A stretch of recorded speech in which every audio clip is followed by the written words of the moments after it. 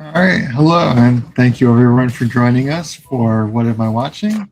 This is a program where myself and our other library staff talk about TV shows and movies you can get from the Genesee District Library, all for free. Before we begin, I want to mention you can find all of our programs, both the virtual ones and the in-person ones, in our program guide to 19, available at all of our branches.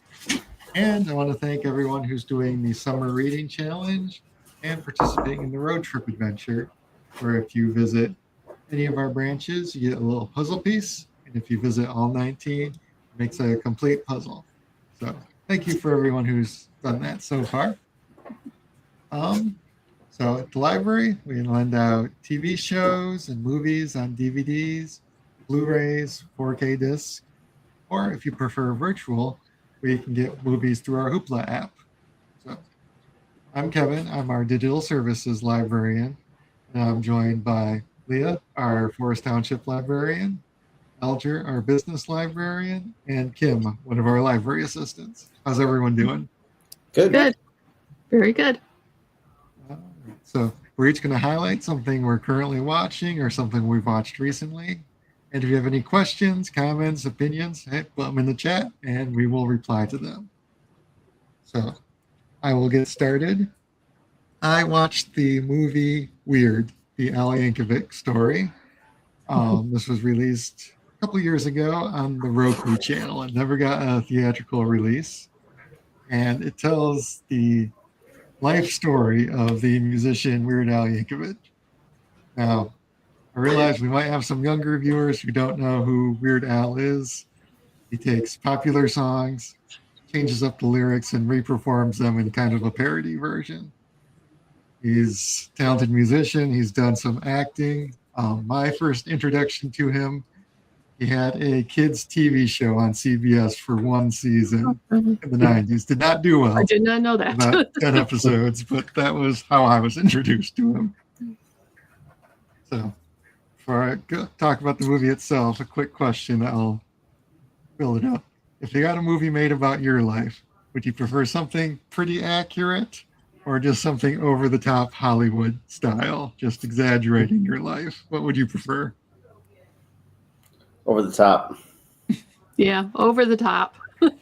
My life's pretty much dramatic, so Only True to Life would fit a cinematic format. So this one is very over the top, very ridiculous. Really a parody of most music biopics. Like it starts with his parents angry that he's weird, that he plays the accordion, that he's into polka, which in real life his parents were very supportive of his career. And it demonstrates his rise to success in a very silly way. He writes one song, immediately is a success, played on the radio. He's meeting up with Dr. Demento and a selection of stars from the 80s, Queen, David Bowie, all that. And then gets even more ridiculous. Madonna is his girlfriend for a chunk of the film. He gets in a gunfight with Pablo Escobar, one of his biggest fans. And at a certain point in the movie, he decides he doesn't want to do parody songs anymore. He wants to do original music. So he writes a song called Eat It. And now in the movie, Michael Jackson hears it and decides to make a parody version of it called Beat It. So kind of reversing the real life situation there. And he gets upset about that, about people stealing his music and changing the words to it, all kind of ironically. So fantastic, really silly, not true to life at all for the most part. Ends with his death. Spoilers, even though Weird Al is alive and driving currently. Daniel Radcliffe plays Weird Al, and he is fantastic. Although it's very funny anytime he's singing, he's performing. It's very, very clearly a dub over of the real Weird Al. Right, the voices are different enough that you'll notice. Rainn Wilson, who was on The Office as Dwight, plays Dr. Demento, his kind of mentor, the guy who helps him become famous. And it covers few songs from his early catalog. My Bologna instead of My Sharona. Another one, Rides the Bus. I Love Rocky Road, Like a Surgeon, and Eat It, like I mentioned before. It also ends on another one of his famous songs. I won't spoil it because it's part of the plot twist at the end of the movie involving his parents. But yeah, fantastic film, a lot of fun. Music's great, and all the actors are fantastic. Yeah, my husband and I watched that, and like I was saying before, he at multiple times during the movie he was like, "Wait a minute, this didn't actually happen with Madonna, did it?" And like, I'm like, "No, no," but it makes you actually think for a minute, and you're going like, "Wait a minute, did that? No, no, that's done. That's just all made up." But it was fun, definitely a fun movie. It's very much set in that time period. So yeah, if you knew absolutely nothing about Madonna or Weird Al, you could assume some of it was accurate. Yeah, yeah. Well, that's the whole thing. My husband is from that time period. He should have known that Madonna didn't get together with Weird Al.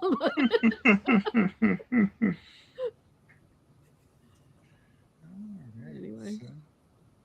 So yeah, highly recommend the Weird Al movie. Appropriate for all ages, I'd say. There's nothing too offensive in there. And yeah, just a good time. It's available on DVD and Blu-ray through the library. I believe still on the Roku channel, but I'm not sure on that. All right. Well, next will be Leah with your movie. Hi, I watched The Patriot and opened up this as a quote. Why do men feel they can justify death? Is it arrogance or I have long feared that my sins would return to visit me and the cost is more than I can bear. This quote stood out to me while watching The Patriot. Set during the American Revolutionary War, The Patriot is a historical war drama that follows South Carolina farmer Benjamin Martin as he reluctantly is drawn into the conflict between the American colonies and Great Britain. Benjamin Martin is introduced as a widowed veteran of the French and Indian War. Having witnessed the horrors of combat firsthand, he is determined to avoid further violence and devote himself to raising his 7 children. Although Benjamin sympathizes with colonial grievances against Britain, he opposes entering another war. Benjamin's eldest son, Gabriel Martin, is inspired by revolutionary ideals and joins the Continental Army against his father's wishes. When British forces under Colonel William Tabington move through the region, the war reaches the Martin family's doorstep. Gabriel is captured and condemned to be hanged as a spy in Camden. During an attempt to rescue his brother, Thomas Martin, who romanticizes war as a heroic adventure, is shot and killed by Tabington. Thomas's death shatters Benjamin's commitment to neutrality, and accompanied by his 2 younger sons, Nathan and Samuel, Benjamin ambushes the British patrol escorting Gabriel. Benjamin instructs the boys to target the officers first and then work their way down the ranks. The rescue succeeds, but the scene is one of the film's bloodiest and most memorable sequences. As the film progresses, Benjamin and Gabriel arrive at a Continental Army camp. There, Continental Army Colonel Henry Burwell commissions Benjamin as a colonel in the South Carolina militia, with Gabriel serving under his command. Burwell explains that General Cornwallis has already destroyed the only major army standing between their present location and New York. To delay Cornwallis until French assistance arrives, Burwell needs Benjamin to organize a militia capable of keeping British forces occupied in the South. Benjamin forms a militia unit that specializes in guerrilla warfare. Rather than confronting British troops in traditional battlefield formations, his fighters rely on surprise attacks, sabotage, hit-and-run tactics. These methods frustrate British commanders and transforms Benjamin into a symbol of resistance throughout the region. The film culminates in a major battle loosely inspired by the Battle of Cowpens and other Southern campaign engagements. Amid the larger military struggle, Benjamin finally confronts Tabington in a personal duel amid the larger military struggle. The secured American victory symbolizes both national independence and Benjamin's personal redemption. Although The Patriot was commercially successful and remains popular with many viewers, historians and critics have raised several recurring objections. The most common criticism concerns its treatment of history.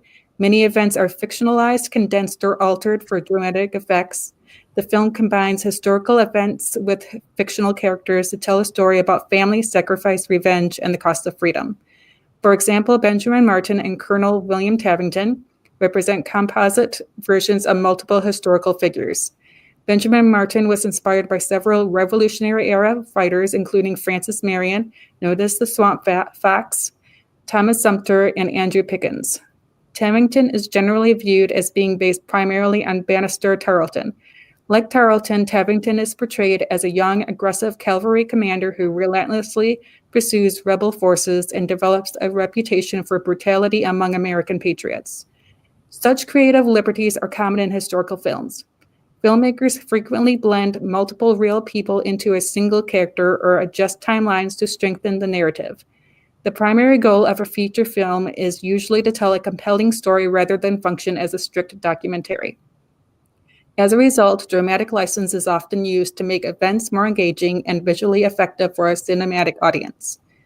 Critics have argued that The Patriot relies heavily on emotional manipulation through repeated family tragedies, clear heroes and villains, and highly sentimental scenes. Many historians criticize The Patriot for portraying British forces committing atrocities that were either exaggerated, misrepresented, or entirely fictional. While brutal incidents occurred on all sides during the Revolutionary War, the film focuses overwhelmingly on violence committed by British characters. The Patriot frames the same capacity for violence through a moral double standard. Benjamin is portrayed as a righteous avenger, while Tavington is depicted as a cold-blooded villain. After rescuing Gabriel at the beginning of the film, Benjamin hunts down a retreating British soldier and butchers him in the woods. Later in the film, Benjamin reveals the brutal reality of his involvement during the French and Indian War. In a chilling confession, he recounts how he and his men slaughtered French and Cherokee fighters, sending severed body parts to Fort Abercan and downstream along the Ocelot as a warning to their enemies.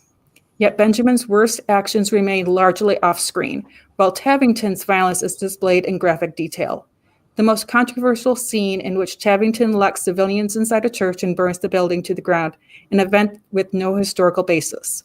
By selectively depicting one side's atrocities while minimizing those of the other, the film encourages viewers to sympathize with one form of violence while condemning another. The film employs emotional manipulation by selectively showing one character's aggression while omitting the opposing side's actions. Despite being presented as moral opposites, Benjamin and Tavington both rely on calculated violence to achieve their objectives.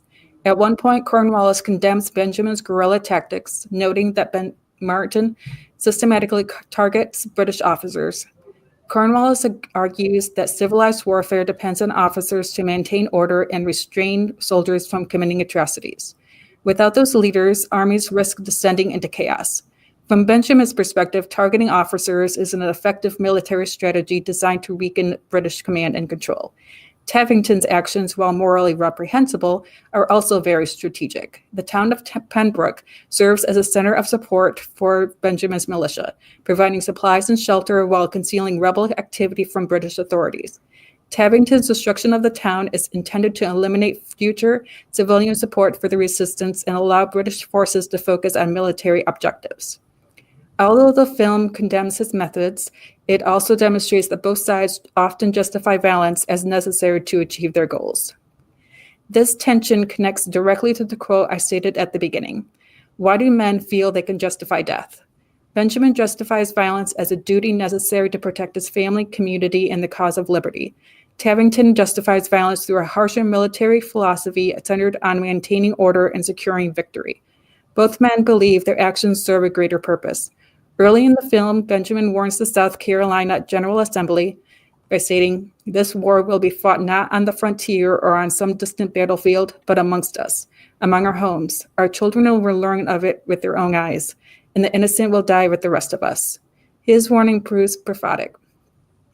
Regardless of the cause being defended, war inevitably brings suffering to soldiers and civilians alike.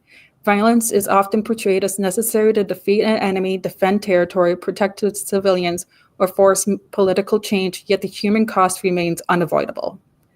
While The Patriot presents conflict as a struggle between heroes and villains, the realities of warfare are rarely so simple. The destruction and suffering depicted throughout the film expose the tragic consequences of attempting to justify death even in pursuit of noble goals. The Patriot remains popular because of its action sequences, emotional family drama, memorable performances, and themes of sacrifice and liberty. Personally, I found the film emotionally manipulative because it highlights British atrocities while largely ignoring those committed by the militia and Continental forces. As a result, the story often feels one-sided in favor of the American cause.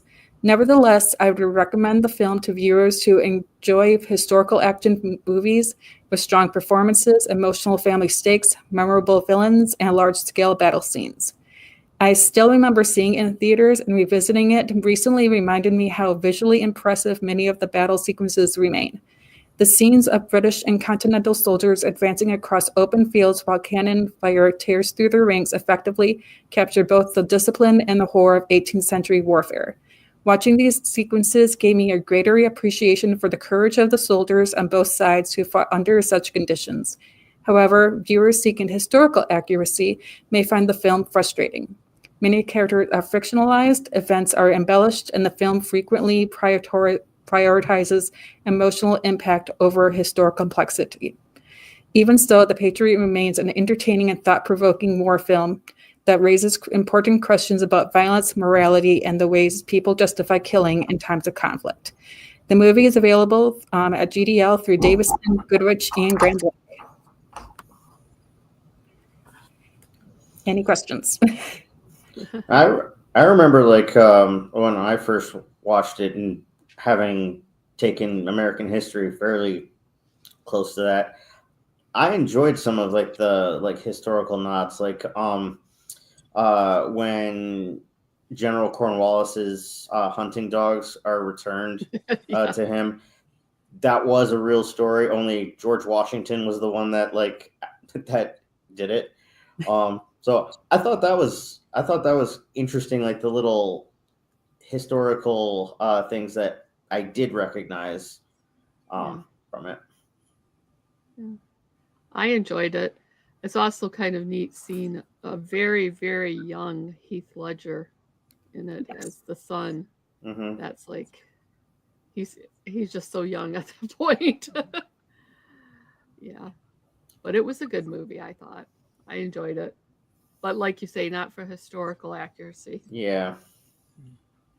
So I feel like if you're doing a Hollywood film, you don't really need to be historically accurate. But I can kind of see the complaint from historians, like, this is one of the few places people are going to be exposed to that. That's going to be their mental image. Yeah. Going forward. And you work on a budget too. It's like you can only you have so much money that they give you. It's like if it was more of a series, it's like I could see everyone, being brought together more historically fair. But it's like Hollywood only has so much money. Yeah. Right. Sure. You only have Right. 2.5 hours. You don't have the 17-hour Ken Burns treatment for it. Yeah. Yeah. Sounds great. I haven't seen it myself, but it sounds interesting. Sounds like they don't shy away from the horrors of the actual battles. Oh, they don't. No. Stuff with cannonballs, man. You just Yeah. I remember I was when I went to Grand Valley State University, they tried to branch us out into different classes, and one of my classes was on warfare, and the guy who was teaching it basically said, if you see the cannonball coming at you, you're probably going to miss it. If you don't see it, that's when it's going to take your life. yeah. Yeah. All right. Cool. Well, thank you. We'll move up. Alger next. What have you watched, Alger? So I revisited a movie from my childhood that I love called Flight of Dragons. And it's available at our Flushing and Linden branches. And when I was still a library assistant and going around to, working at the different branches, whenever I was at Linden, I would take it and I would put it on like the checkout counter with a sign that said, "The first person to check out this DVD wins." And then smaller writing, "The chance to watch an amazing movie." So I'm a huge fan of it. It's animated by the Rankin Bass Company, which some people probably most likely are familiar with. They did the Frosty the Snowman and Rudolph the Red-Nosed Reindeer claymation Christmas specials. But they also were the studio that did Thundercats. And that's a little closer to like the style in this film. But the movie takes place in a fantasy past where the world of magic begins to clash with the burgeoning world of science. With people turning more towards science and logic, innovation, and technological innovation, the magic in the world becomes weaker and weaker by the day. The Green Wizard Carolinus, one of 4 primordial wizards, suggests to the other 3 that they pool all of their remaining magic and seal off a portion of the magical world so that it can exist beyond the current crisis. And Carolinus cites that humanity gains quite a bit from magic existing, such as people see dragons and fairies flying and invent the airplane. They see wizards communicating halfway across the world through a crystal ball and invent television, the telephone, radio. But the Red Wizard, Omadon, outright refuses to take part in this plan and instead states that he will use his dark magic to influence mankind to be the worst version of itself, and that he will inspire them to create weapons and developments that will lead mankind to destroy itself and thereby fix that problem in a way more catastrophic way. The other 3 wizards vehemently oppose this, but by the laws of nature, they aren't allowed to make war on themselves, or make war with each other, I guess I should say. So the 3 other wizards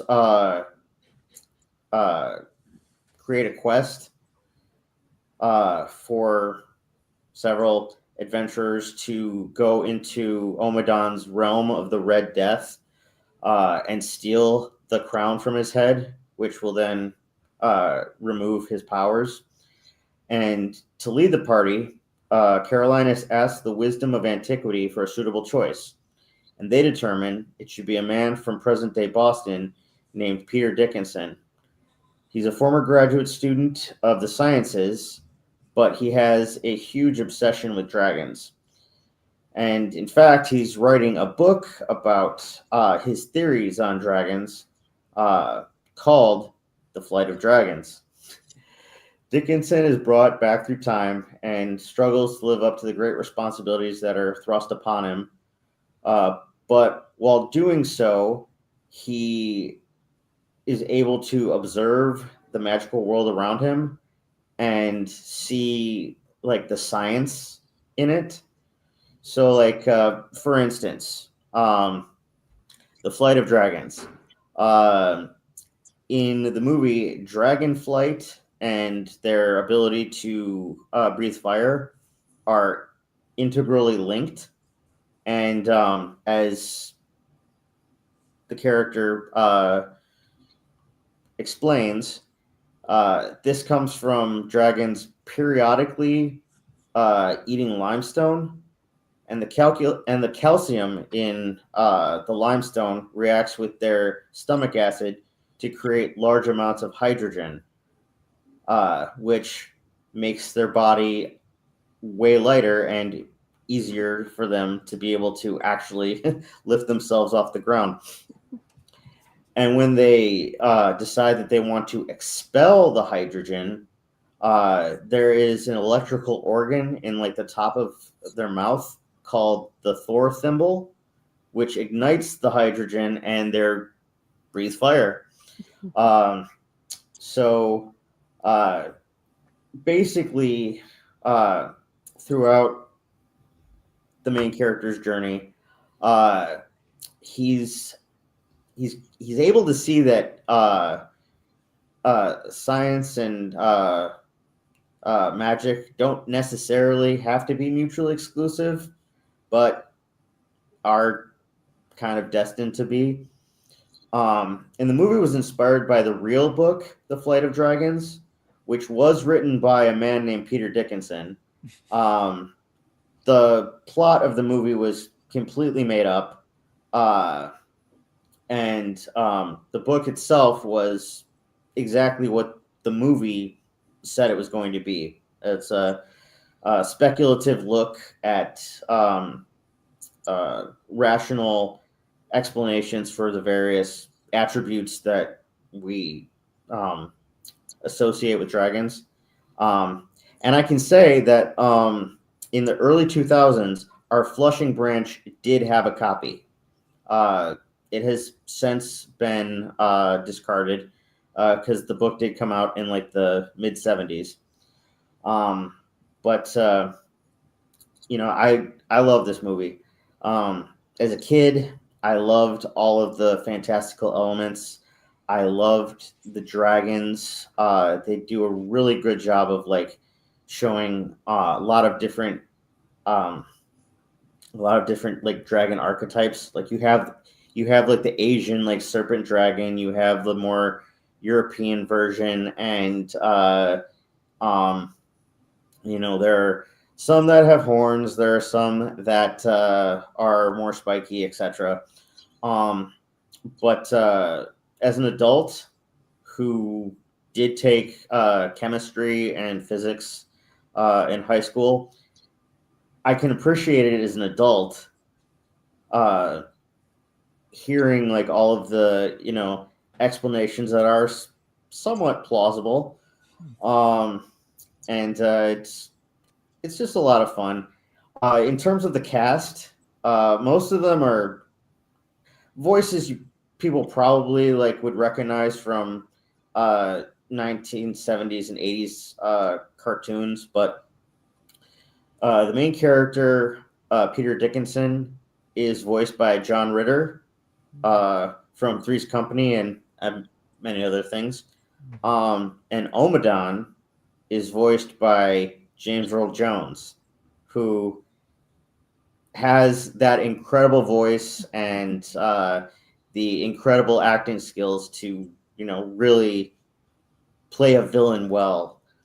And the theme song of the film, I don't know if it was written, but it was performed by Don McLean, who did like American Pie. That was satirized by Weird Al to Bye Bye Mr. Anakin guy. But I love it, and it's something that young and old can appreciate in, you know, one way or another. So you watched it as a kid. How young of kids would you recommend this movie for?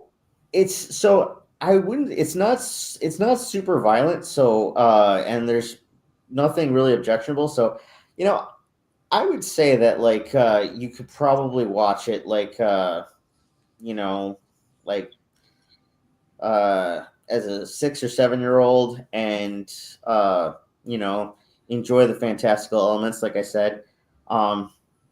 And maybe it's because I watched it as a kid, but like I feel like it holds up into adulthood. I was looking at the cast list, and it's like I noticed that Harry Morgan from MASH was on there. Yes. He was in Bill Gannon in Dragnet. Also, Mhm. James Gregory, who is like a fantastic character actor that you'd like notice from like Big Valley or Bonanza. Oh, absolutely. Yes. So I'm like, okay, I definitely have to get this on my list. It's good, and Henry Morgan is the voice of Carolinus, and again, does an incredible job. And I think actually Harry Morgan's also from Michigan, or at least he stopped here in his youth. I think he went to high school in like Muskegon.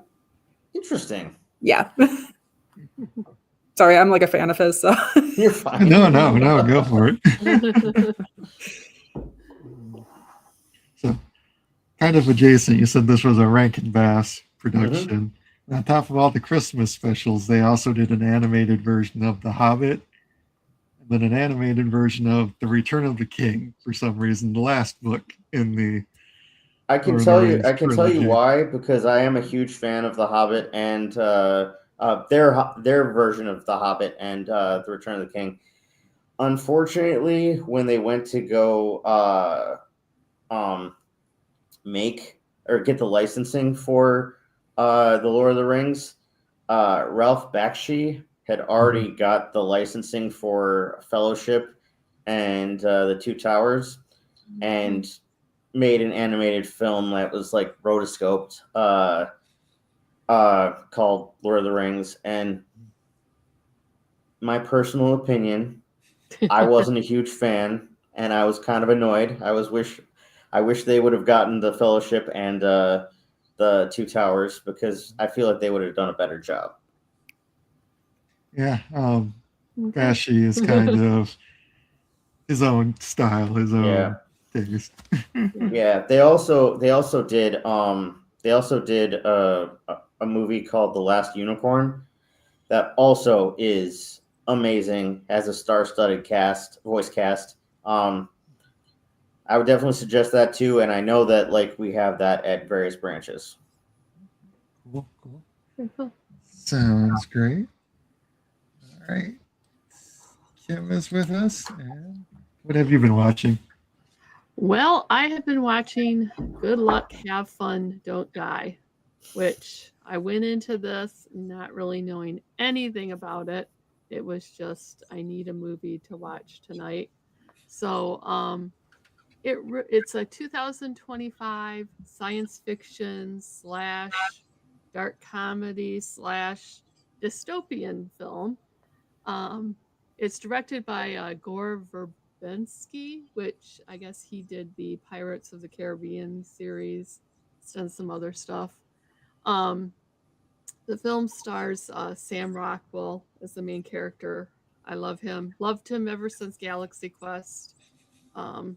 That's my big one that I know him from. But also Iron Man 2. He's been in quite a bit of stuff. And he's just good in whatever he does, he's good in. There's also Haley Lou Richardson and Michael Pena. So basically, it starts out with he shows up in a late night diner. So everything that you think of as like a grimy kind of diner in the middle of the night, walks in, and I mean, you would think he was a crazy person, okay? As you can see from the cover, he's just, I mean, he looks like a homeless person, and just looking very crazy. And he basically says a very crazy thing, which is, I need a group of volunteers to go and try and save the world from AI and it basically destroying humanity. So he picks out a few of the people, and they start off on this, and along the way they got people shooting at them. So like you're first starting out, you're thinking, is this guy just crazy? Okay. Or is there actually something going on? But there's people shooting at them. So you're thinking maybe there is something going on. And then as it goes along, as they're trying to get to where he has said that there is a child who is programming this AI. And once he finishes programming this AI, it's going to go basically get turned on, and there's no stopping it at that point. So they have to stop this child before he finishes programming the AI. So they got to get to the child's house. As they're going along and they're fighting off these different people, there's flashbacks to each of the people in the group. Because at first you're just thinking, okay, it's a random group. He basically says you, and you. And you think it's a random group. But then you come to realize that each of the people in that group have had some kind of backstory where they've had problems with AI or artificial intelligence technology, I guess. One of them, she is allergic to any Wi-Fi signals or technology. So she can't be around that. She tries to stay away from it. She gets a job as doing a princess at children's parties. But then her boyfriend, who she's planning to have a life with, decides that he likes living in an artificial virtual reality world better than the real world. So he basically tells her that, yeah, he's going to go have his consciousness uploaded into this virtual reality. Bye, and she's like, I can't follow you because I'm allergic to this, And like I say, there's a lot of comedy along the way. Two of the people are teachers. They're high school teachers. And basically their students have turned into basically zombies. They're basically always on their phone. They've turned into zombies. And at a certain point, they're actually zombies, like breaking down the door, trying to come after you, zombies. And then the one who is probably it's most affecting, I guess, to you, is one where it's a woman and she had her son was killed in a school shooting. And after she goes there, everyone is being very blasé and very like, we're at this like grief support group, but isn't it? Well, come to find out, there's a company that will clone your child and download their personality into the clone. But of course, you have to pay for, like, if you don't pay for the really great upgrade, you can only pay for like a lower tier. Well, you have to make choices, between weird or studious, or you can't get everything. And then you also have to allow for there to be commercials. So she goes and has her son cloned like this. And at first she's just like, oh my gosh, it's great. But of course, he's not anything like he should be. And every so often he'll just stop and be like, oh, and come down to whatever for, good new tires or something, it's just very, so that story is very, obviously it's super sad, but it's also funny. It's like, that's the whole thing with this film. Very much, I would say that the show is very much a mashup of Black Mirror, Terminator, and what else? Terminator. Oh, and The Matrix. The Matrix, probably, because there is a lot of living in a virtual world. The end comes. They get to the house where the child is, and you're still like, what's going on here? And basically they go into this room and there's this kid sitting on a pile of just like tons of like wires and computers and all of the stuff. And he's just, and he basically tells them, you know, what he's trying to do. I'm not going to go into too much of what he says because it does give away one of the big, you know, reveals at the end. And then they think, oh, the one girl pushed the thing in to stop the AI, and you think that it's all done, but no, it's not all done. You know, at the end, you realize that they've just been tricked by the AI, and you know, they're going to have to start all over. And that's the question a lot of people that I've seen online and stuff have said, is basically the entire show supposed to be take place in that virtual reality? The entire thing, even the diner, or is part of it virtual reality and part of it isn't virtual reality? And there's that whole question.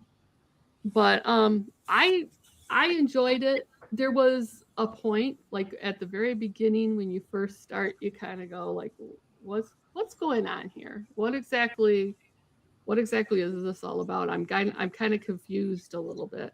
But as soon as you realize that each of these things they're telling the backstory of certain characters in the group, and then you realize that they all have this thing in common where they've had problems with AI, technology, and everything like that. And it really, when you really step back from it, it really says, you know, why are we outsourcing everything that makes us human to to technology? It makes you think about that. You know, kids, instead of having actual friends, they're just interacting through phones.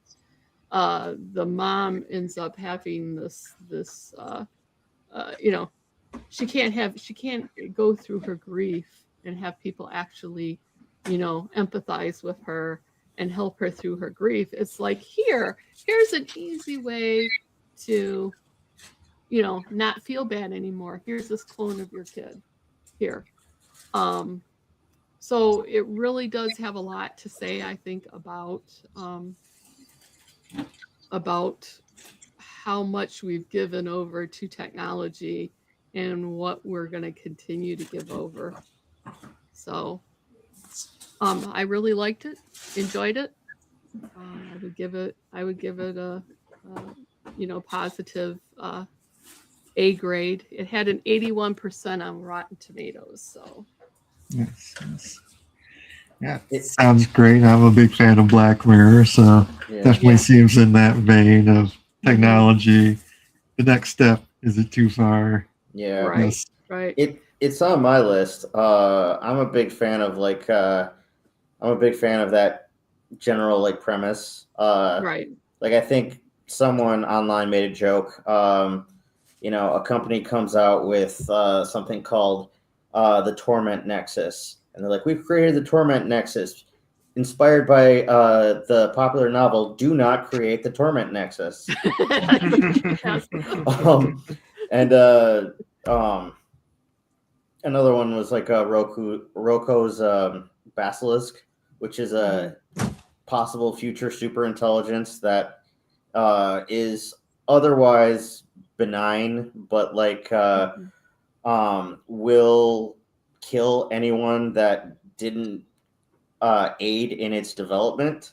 Mm-hmm. So it's one of those situations of it's potentially inevitable, and by the very nature of it is kind of ensuring its own creation. Right.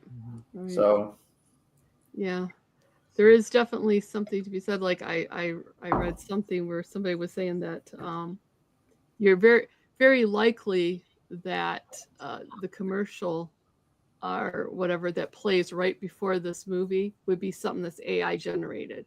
We're at the point now where so much and like how, you know, looking into the future, how much of movies itself are going to be just AI generated instead of actual people actually working on them. I mean, it's a good question. yeah, You know, Well, what alarms me is that the kids are basically, and even some of the teachers are using AI to teach the kids. Mhm. So Yeah. it's alarming. Yeah. Yeah, it can be alarming. Yeah, yeah. What is it they say? Jeff Goldblum's character in Jurassic Park. You know, we were so excited about that we could do something we never thought of if we should do it. And that's probably where we're at. Mhm. But anyway, The part you mentioned with the daughter having advertisements in her personality now yeah. reminded me a lot of the Truman Show. Like his Oh, wife yeah. in mid conversation, just Yeah, yeah, blatant product placement, blatant advertisement. But yeah. kind of adapted to our modern world. Right. Yeah, definitely. It's definitely pulling from a lot of the AI dystopian type stuff, but it's just instead of having it, you know, like Terminator is, oh, here's a robot, it's going to come and kill me. It's basically saying, like, the more that we give everything over to these AIs and stuff, like, how much does that make us less human? Mhm. It's a That was like question. that was the background of like the history in Dune was like technology almost eradicated humanity. So they had the Mentats who Mhm. basically were human computers because uh, um, it was a ironclad law not to give uh, computers the ability to think. Mhm. Wow. And one of the things that makes us humans are our ideas and intervention. It's like losing that Yeah. can be devastating. Our ideas, our empathy, our caring, Mhm. just all of that. Like you're basically in this movie, it's like they're starting to like outsource it all, and like, oh, you can just let this computer do it because that's easier and it's less messy, and we don't have to Yeah. really worry about things, you know. I read something online in the veins of I wanted robots to do all the housework so I could make paintings and write things. Yeah. And instead, the AI is making the paintings and writing things, and I still have to do the housework. Exactly. Yeah. Yeah. Yeah. Yeah. So anyway, so I enjoyed it, but Sounds good. Well, thank you everyone for joining us for our program.